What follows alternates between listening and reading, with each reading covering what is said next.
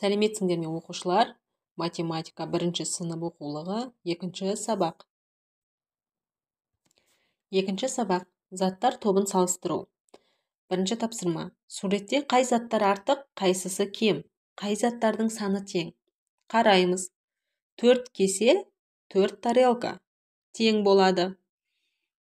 Келесі тапсырмасы 4 кесе 5 тарелка.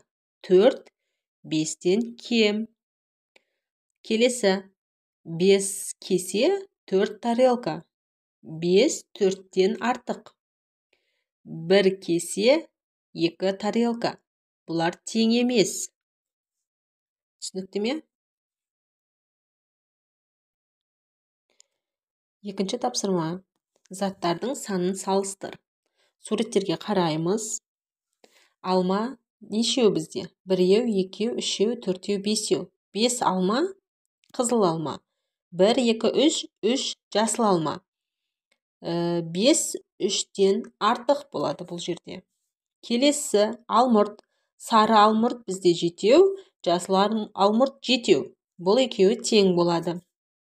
Алхоры. Бізде алхорымыз 5, мына жақта көк алхорымыз 7. 5 7-ден кем болады. 3 тапсырма.